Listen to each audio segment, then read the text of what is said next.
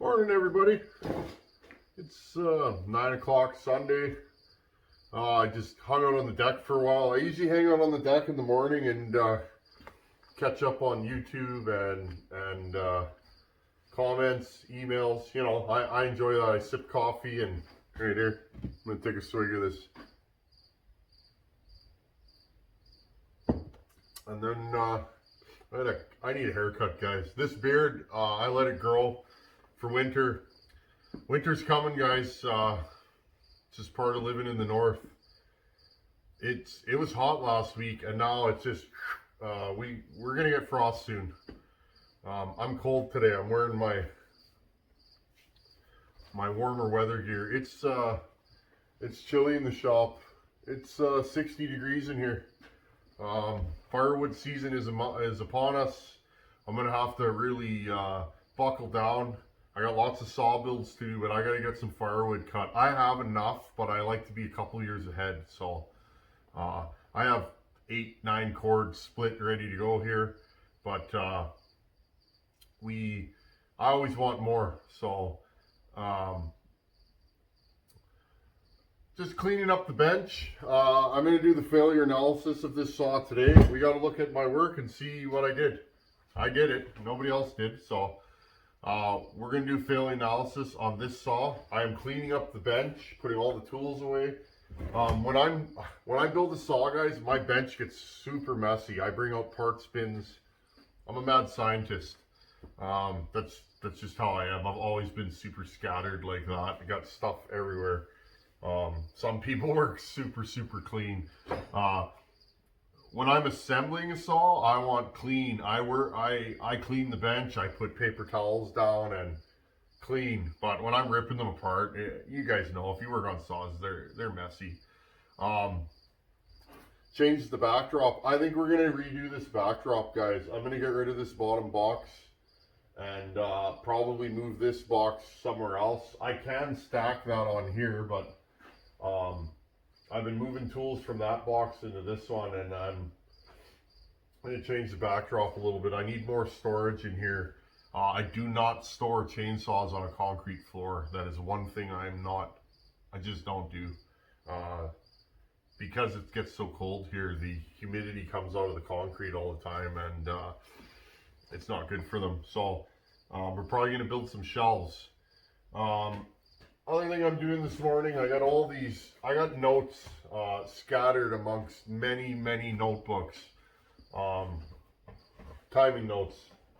I'm putting them all into one folder here.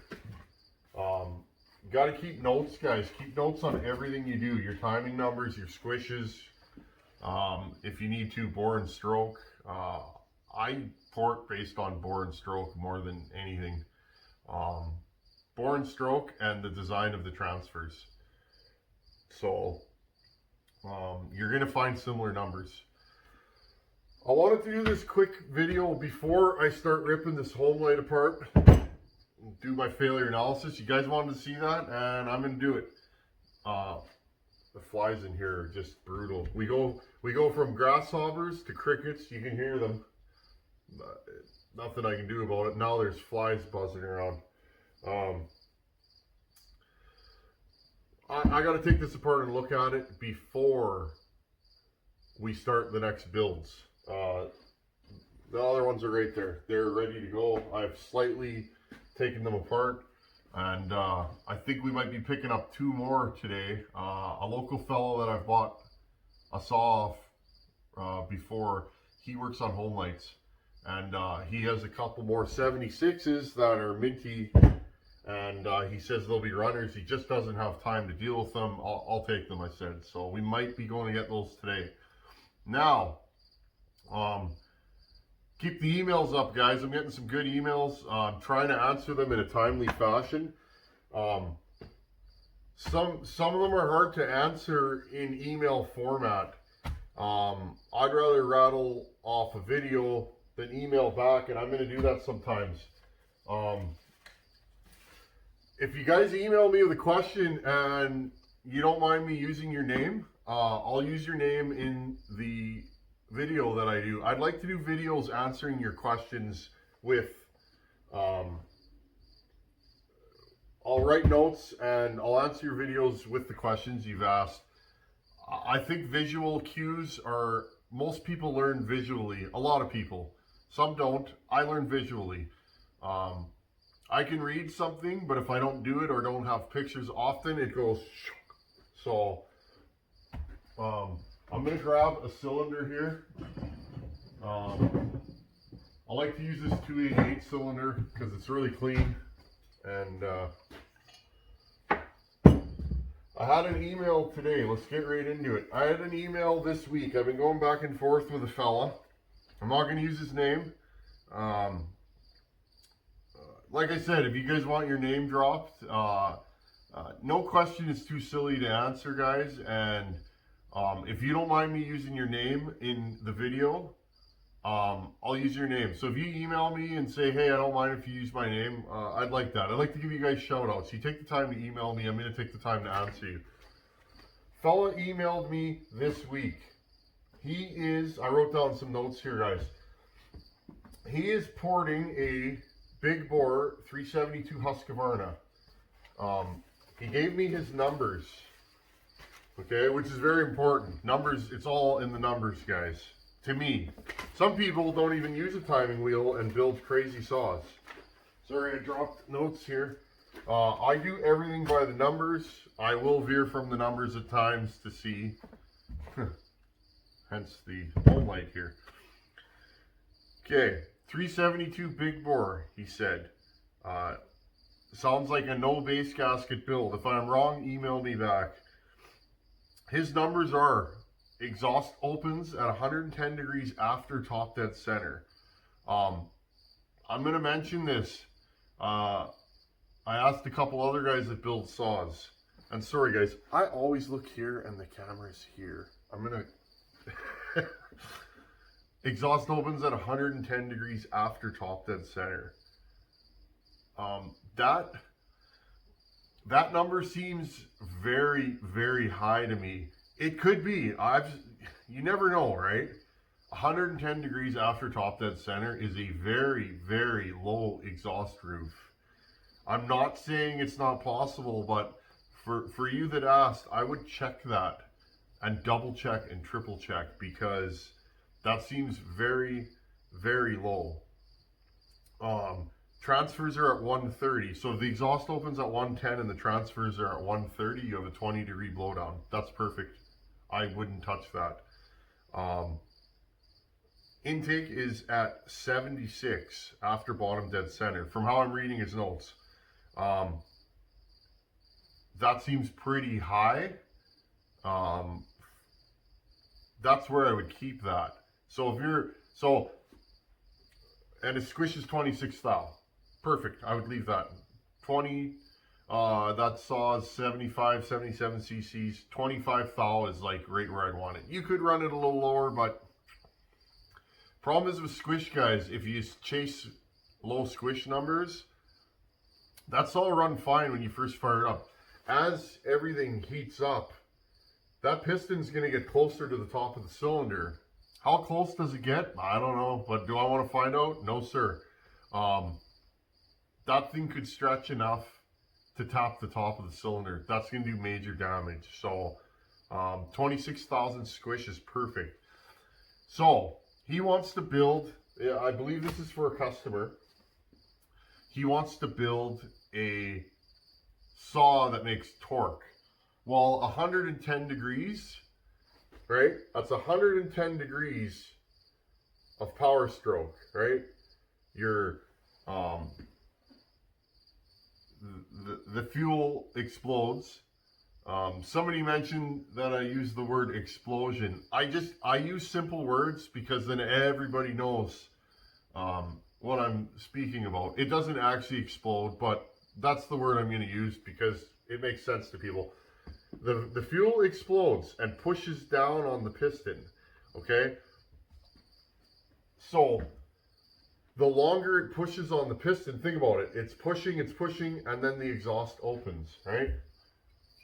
Here's your cylinder. It goes boom here. It pushes down until the exhaust cracks, right? So when we say exhaust roof, we're speaking about the top of the exhaust torque. 110 degrees would be a super long power stroke. That saw would be super torquey the way it is. 110 degrees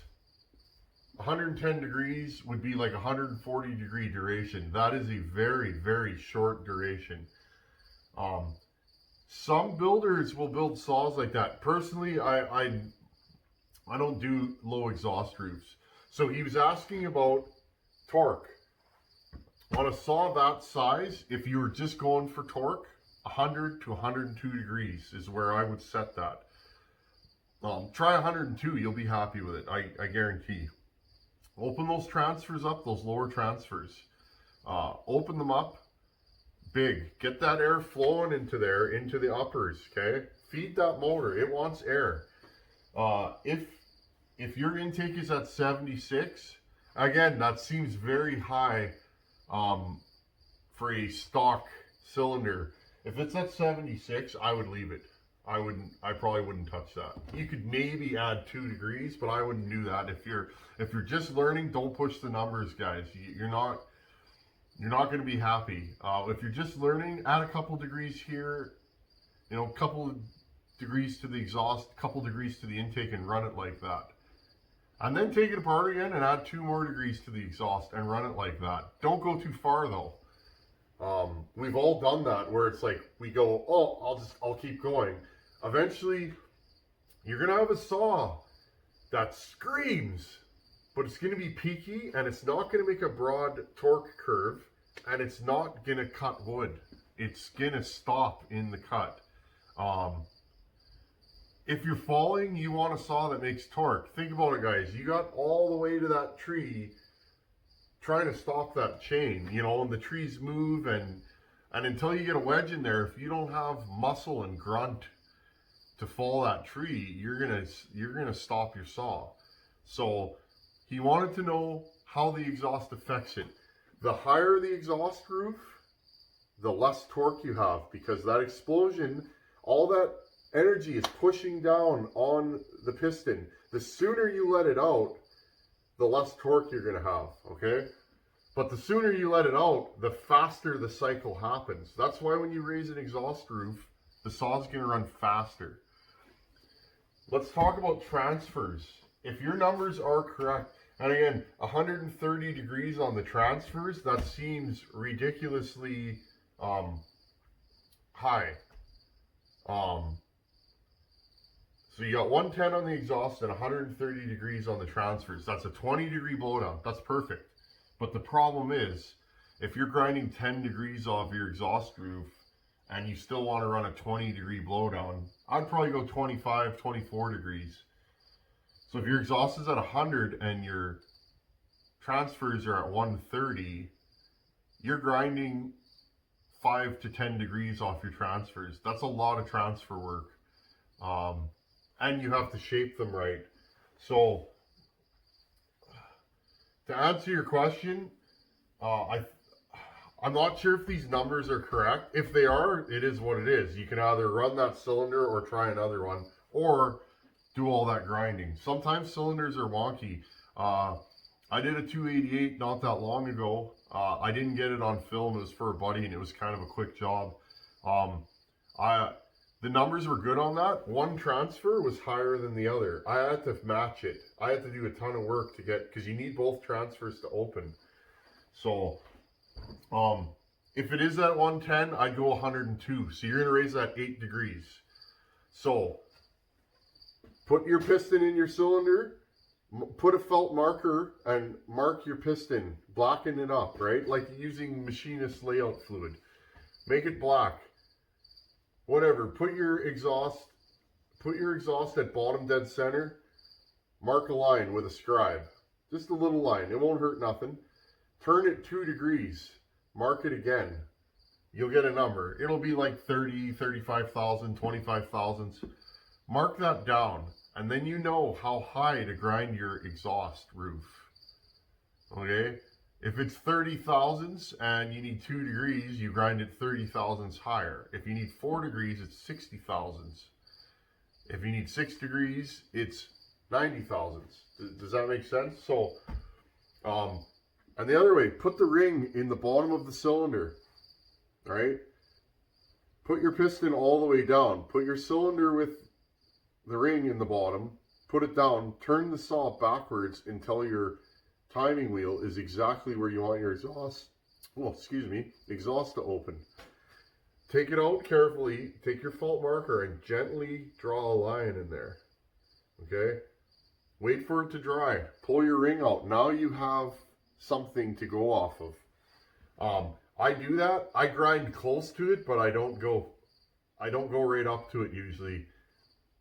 And then I leave them. A lot of times I don't even retime the saw when I'm done anymore, guys. I think you guys should. Grinding is a learned pastime. You're going to get cutters you like. You're going to get cutters you don't. Everybody likes a different cutter. Everybody likes different tooling. And recheck your numbers. Grind a little bit. Deburr it, because you're going to scratch up that piston if you don't. Put it back together and check your numbers. So there you go.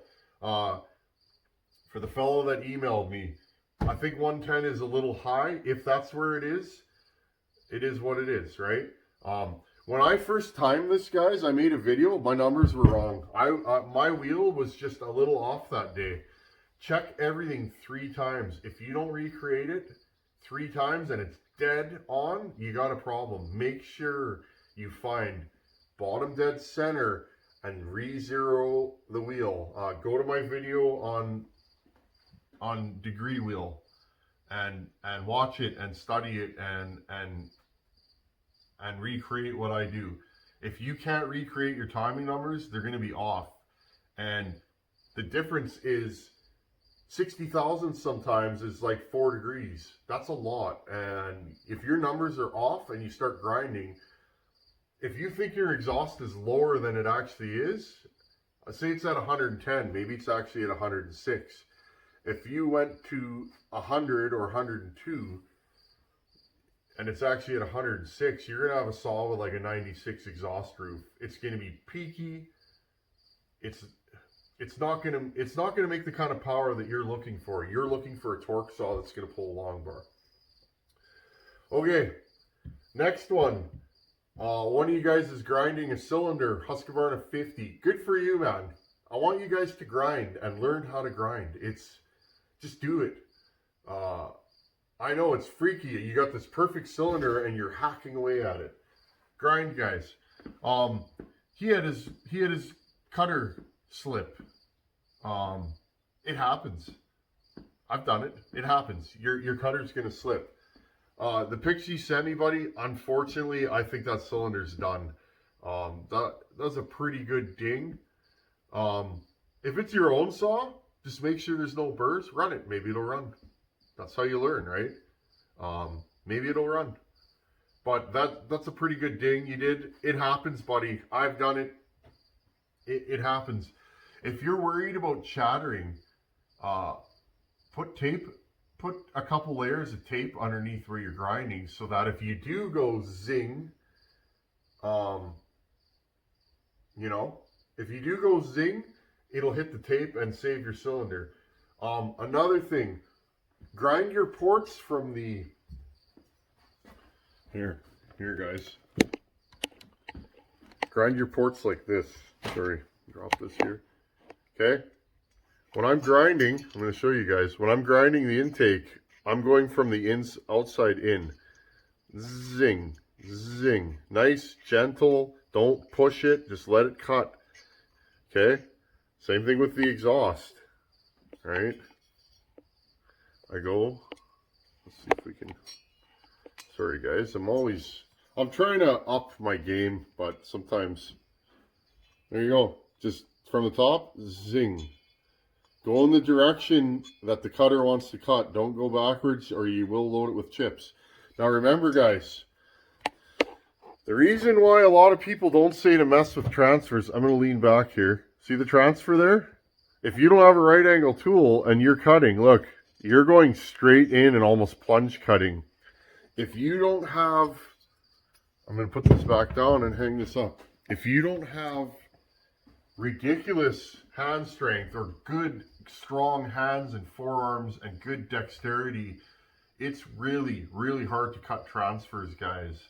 And that's why a lot of times I tell people not to touch the transfers. That's where the magic happens, and that's where you can ruin a cylinder, because you're going down and in, and that cutter will jump if you're cutting your transfers on a 45-degree angle down. And that's also why I say it's easier to port a big cylinder than a little cylinder. It's hard to get in there. Sometimes right angle tools won't fit. So, unfortunately, buddy, that cylinder, that's pretty good. That's a pretty good ding in there. Just laugh it off and do another one. Or finish that cylinder and run it. Maybe it'll be fine. Maybe it'll blow up in a month. Maybe it'll blow up in a year. Maybe it won't. What's the worst that could happen? Just pay attention to the saw and look in there. You can probably see that ding through the exhaust port with the piston at bottom dead center. Run it for a couple tanks and have a peek. Shine your flashlight through there and have a look. That's how you learn, man. You guys keep saying you got to break a few eggs to make an omelet. I agree. The only way you're going to learn this stuff, guys, is to do it. And there's not a lot of room for error in chainsaws. They are grenades. I mean, if you do it wrong, it's going to blow up. It's going to blow up, guys. But that's how you learn. So, anyways, couple of good questions. I appreciate them, guys. Keep sending them. And if you want me to use your name, I will. I'm not going to use anybody's name that doesn't, give me permission. Some people are shy if they make a mistake, and I understand that. So, there you go, guys. Just a quick FAQ video. So saw builds right now, guys. I'm not taking a lot of work right now. I would love to. I'd love to port saws for every single one of you, but I'm really trying to focus on my content, and I'm really trying to give you guys the best channel that I can.